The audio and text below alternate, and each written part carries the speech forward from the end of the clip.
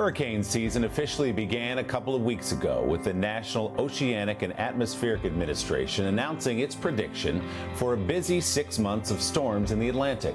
And this week, scientists at Colorado State University forecast the same. A season of above-average hurricane activity.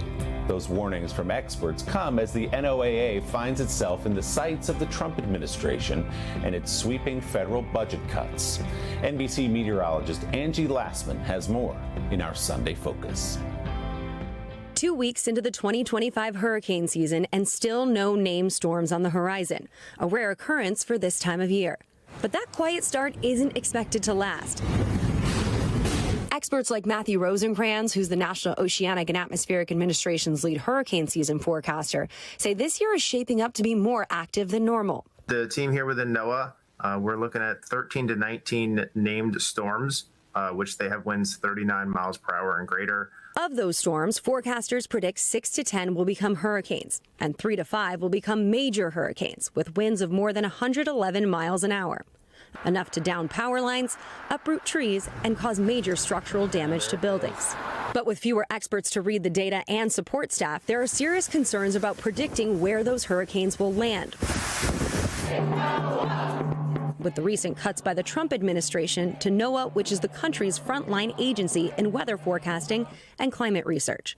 The National Hurricane Center is expected to remain fully staffed this season, but several National Weather Service offices are not, and that has many meteorologists very concerned. The quality of the forecasts is becoming degraded. John Morales, a local NBC forecaster in South Florida, went viral recently just before hurricane season got underway. He criticized the cuts and the impact they might have. We may be flying blind, and we may not exactly know how strong a hurricane is before it reaches the coastline. Commerce Secretary Howard Lutnick, who oversees NOAA, pushing back on those claims, saying the National Weather Service is at full capacity.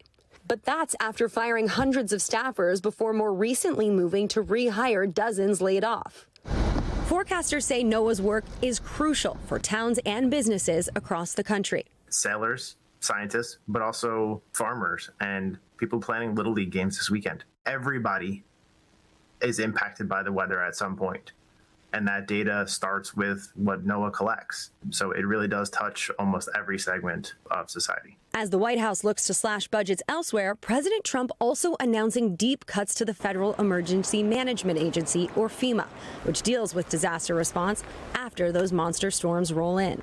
FEMA came under fire last year after Hurricane Milton devastated parts of Florida, with allegations FEMA workers were instructed to skip homes with Trump signs outside. A FEMA worker was later fired, while a federal investigation found, quote, no evidence that this was a widespread problem. This week, President Trump announcing he'll be winding down FEMA after this year's hurricane season. We want to wean off of FEMA, and we want to bring it down to the state level. We're going to give it out directly. It'll be from the president's office. The White House planning to give aid directly to the states for them to disperse. Winds of change in how the country predicts and prepares for severe weather as a potent storm season starts to take shape. It's not just hurricane forecasting that could be affected by the reductions. Tornadoes and other major weather events across the country could be challenging to predict as well. But the bottom line is, right now, we really don't know the full impact of the cuts. Willie? We will find out very soon. Angie Lassman, thanks so much. Hey, thanks for watching. And don't forget, you can catch the Today Show every morning on NBC or take Today when you're on the go. Just follow the Today podcast on Apple Podcasts, Spotify, or wherever you listen.